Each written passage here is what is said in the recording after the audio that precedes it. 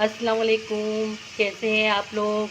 आज मैं आपको बनाना सिखा रही हूँ करेले गोश्त। और करेले गोश्त में मैंने सिंपल कुछ भी नहीं किया। अभी करेले को मैंने काट के नमक लगा के रख दिया था और धो के उसको सिर्फ सिंपल फ्राई कर लिया। ये देखिए मैंने फ्राई किया हुआ है करेले, ठीक है।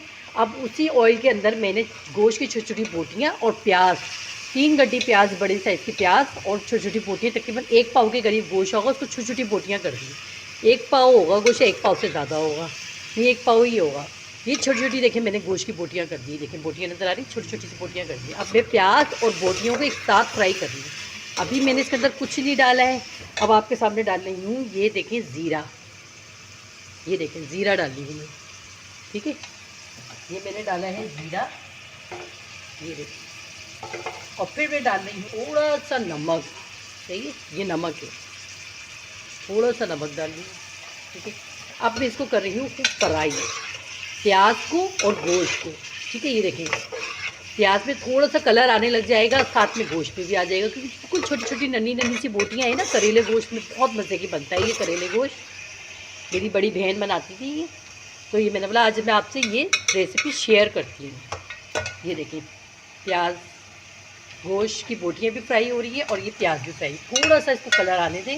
अच्छे से गोश्त फ्राई हो रहा है, प्याज में भी कलर आना शुरू हो गया है, गोश्त में भी फ्राई कलर आना शुरू हो गया। ये देखिए अब मैं इसमें डालूँगी लहसुन अदरक, ये देखिए तकरीबन ये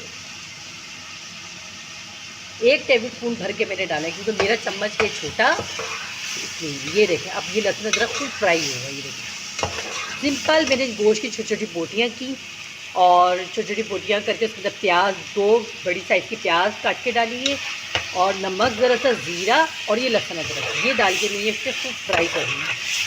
गोश्त में भी बहुत टेस्ट आ जाएगा और मज़ेदार से। अच्छा अब देखें लहसुन अदरक हमारा हो गया है बहुत अच्छे से फ्राई, ठीक है।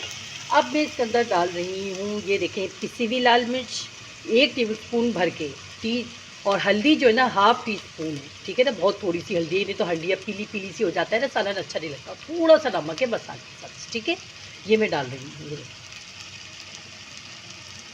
हल्का सा पानी डाल के पहले, ये देखिए इसको भूनेंगे हम।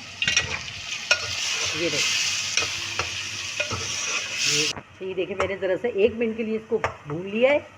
अब मैं इसके अंदर डालूँगी ये तकरीबन 4 टमाटर है बारीक कटे हुए, ठीक है, क्योंकि मज़े का लगेगा मसाला, करेले हैं जाहिर सी बात है।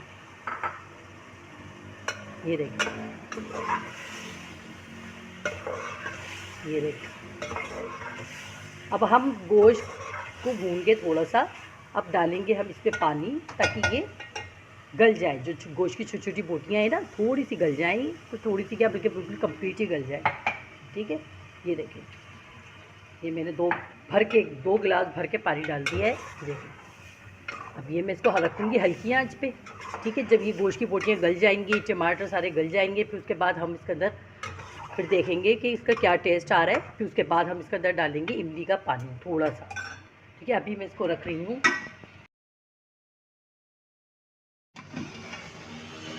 देखें हमारा गोश्त भुन गया है तकरीबन, ये देखिए तकरीबन मैंने इसको 1.25 घंटा रखा है पकाने के लिए।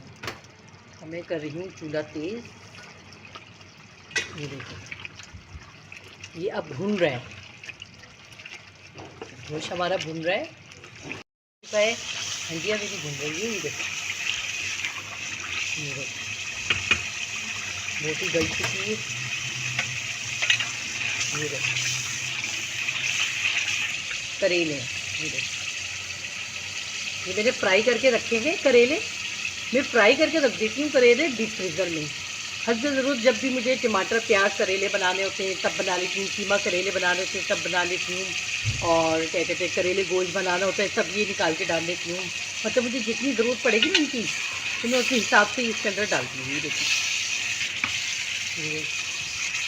ये देखिए मैं डाल दूँगी इसके अंदर इमली का पेस्ट, इमली का पानी डालूँगी।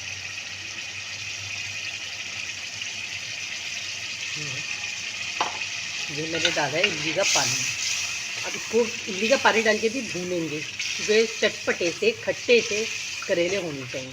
अब ये थोड़ा सा इसका पानी कुछ करते हैं ताकि ये भून जाए। ठीक है, इमली का पानी डाल के रोगन आ गया है ऊपर, रोगन ऊपर आ गया है। देखिए करेले कितने मज़े के करेले लग रहे हैं। देखिए अब मैं इसमें डालूंगी सी कलौंजी, ये देखिए थोड़ी सी कलौंजी डालूंगी। ठीक है, ये थोड़ी सी सौंफ, टीस्पून, ये देखें सौंफ। ठीक है, ये डालूंगी करेलों की गर्मी के लिए, गर्मी ख़त्म करने के लिए। अच्छा, अब डालेंगे हम इसमें, ये देखें पिसा हुआ गरम मसाला, ये देखें पिसा हुआ गरम मसाला हो गया। ठीक है, अब डालूंगी इसमें टेस्ट के लिए थोड़ी सी हरी मिर्ची, ये देखें हरी मिर्ची डाल दी है मैंने।